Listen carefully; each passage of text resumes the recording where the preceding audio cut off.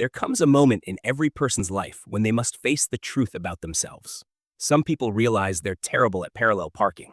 Others come to terms with the fact that they will never ever remember their passwords without resetting them first. Me? I had to accept something far darker, far more soul-crushing. I am a procrastinator.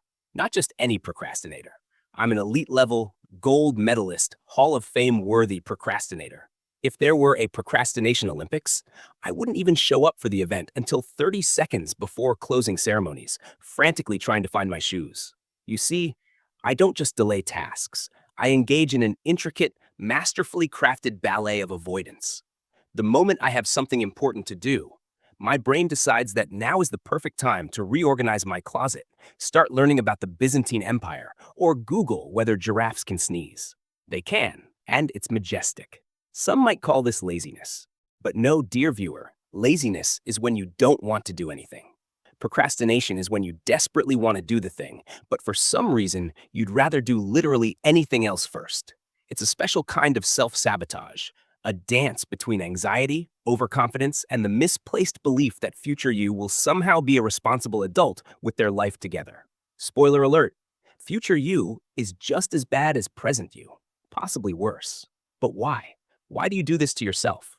Why do you continuously put off work until the absolute last possible second, only to throw yourself into a full-blown panic when the deadline becomes as real and terrifying as a charging bull?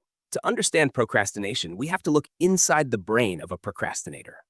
So researchers did an MRI scan comparing the brain of a normal person versus the brain of a procrastinator. And in that moment, the world met. The instant gratification monkey.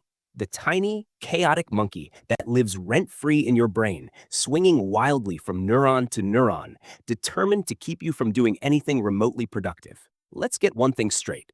You were going to work on that assignment on time. You had a plan. You had a vision. You were ready to sit down and type with the precision of a caffeinated court stenographer. But then, as you placed your fingers on the keyboard, the monkey showed up. "Hey," he whispered, "you know what would really set the mood for writing? A quick YouTube video. Just one." And just like that, you were hooked. Fast forward 2 hours, and you are now an expert on ancient Egyptian sewer systems. You have watched every blooper reel from your favorite sitcom, and somehow you're debating whether you should buy a samurai sword online. For protection. Meanwhile, the rational decision maker, aka the responsible adult in your brain, is sitting in the corner, watching all of this unfold like a disappointed teacher. "This is not what we planned," he sighs. "We were supposed to be productive." But the procrastination monkey doesn't care. He's already onto his next scheme. "Hey," he grins, "maybe it's time to deep clean the fridge." Nothing says success like sparkling vegetable drawers.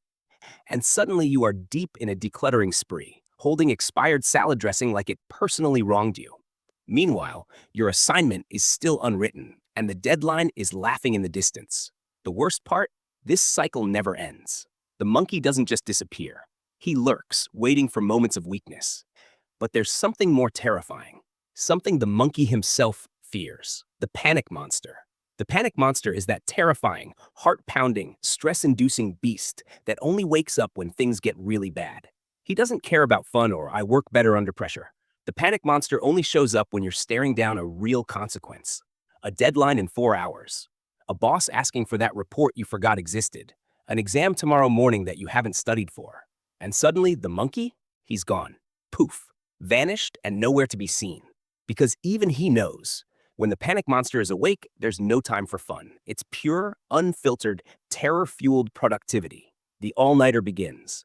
The coffee flows. Your fingers move across the keyboard like Beethoven composing his final symphony. Except instead of a masterpiece, you're frantically slapping together a barely coherent assignment while whispering under your breath. It's ugly, but it works. The deadline is met. The crisis is averted. The panic monster goes back to sleep. And the monkey? Oh, he takes this personally. He swears that next time, you'll do better. You'll start early. You won't let things get this bad again.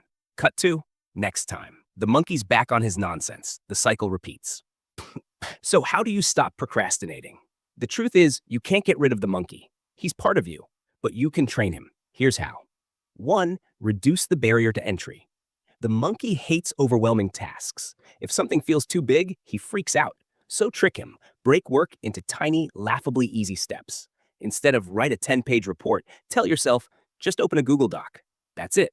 No pressure. Just open it. Once you do, you might think, well, I guess I could type a few and boom. You've started. 2. Use the 5-minute rule. Tell yourself you'll work on something for just 5 minutes. The monkey doesn't mind short bursts, he just hates commitment. But once you start, momentum kicks in, and 5 minutes often turns into 20. 3. Set fake deadlines. The panic monster only wakes up when things get serious. So, trick him. Set deadlines before the real ones. Tell a friend you'll send them your work by a certain time. 4. Block the monkey's playground. The monkey thrives on distractions. YouTube, TikTok, Reddit, the whole internet is his personal jungle gym. So, shut it down. Use website blockers. Put your phone in another room. 5. Bribe the monkey. He's like a toddler. He responds to rewards. Tell him, hey, if we finish this, we get to watch that show guilt-free. The monkey loves guilt-free fun. Procrastination isn't about laziness. It's about fear, avoidance, and a tiny, mischievous monkey that doesn't understand the concept of deadlines. The key isn't fighting him. It's outsmarting him. Because at the end of the day, you want to get things done.